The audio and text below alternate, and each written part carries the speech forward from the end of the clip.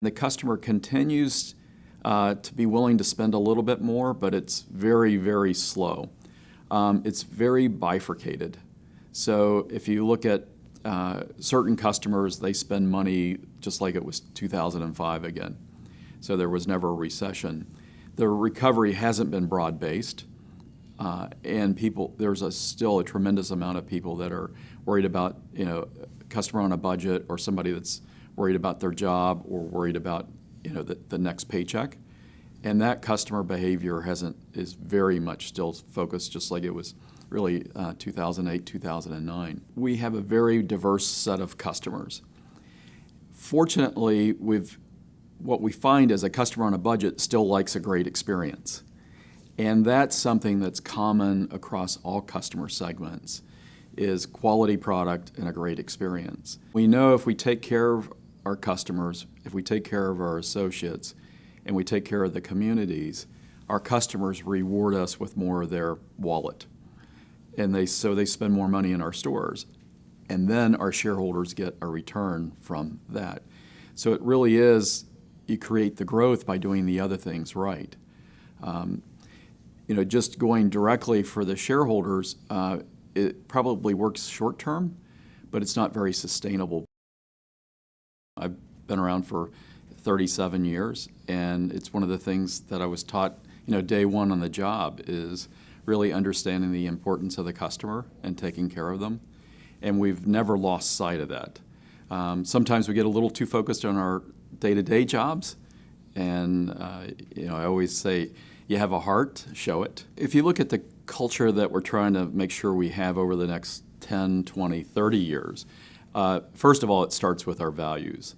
That we do not see changing through generations. When you look at our workforce, right now we have 5 different generations that's working in our stores.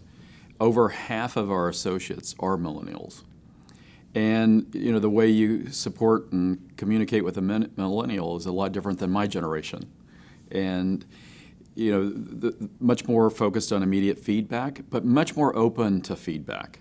I always tell people, in my generation, I did everything I could to hide all my weaknesses from my supervisors over the years. But the people I worked with knew exactly what my weaknesses were. The folks that I talked to that we hired recently that would be the millennial generation, if you don't provide that feedback, that's when they go look for a job somewhere else. And it really is being digitally engaged with that associate and the customer, the millennial customer. And it's kind of fun watching it all work together. I always get a kick out of people saying, well, the next generation isn't as good as my generation. I have total faith that the next generation will do a better job than my generation. When you look at competition and disruption, if you go back 10 years ago when we would have our business plan board meeting, usually there were only 1 or 2 competitors that you talk about.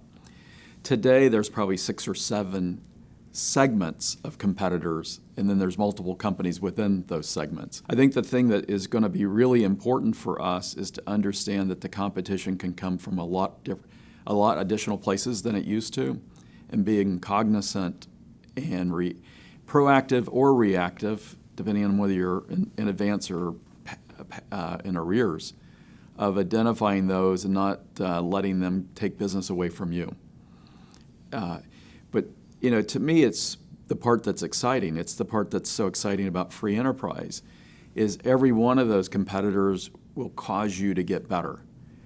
And you can look at competition like, why me? Or you can look at competition that the customer's going to get a better experience out of it. Your associates are going to get more productive out of it. We would really view that a customer is going to want to engage with us the way they want to. Sometimes that will be technology-based. Sometimes it's still going to be physically talking to somebody. If you think about your best ever customer experience you had as a customer, how it made you feel. In all likelihood, the time that you went to your favorite restaurant or your favorite food or your favorite server, it's hard to get that electronically. So it's going to be really important to provide that to a customer. But there's other times when you're in a rush and you need to be in two places and the kids have a soccer practice and, oh, by the way, you forgot something. You're going to want to just be able to pick up your phone, have somebody tell you what you might want for dinner, and be able to pick it up for dinner. So I think technology is going to take us to a place that none of us can imagine other than it's exciting. And I think part of the key will be being nimble enough and being ready for those transitions. And if you try to bet everything in one spot, it'll be like going and putting all your eggs in one basket. I don't think that's right. I do think it's important to keep several baskets open so wherever the customer wants to go, you're able to support them when they go there.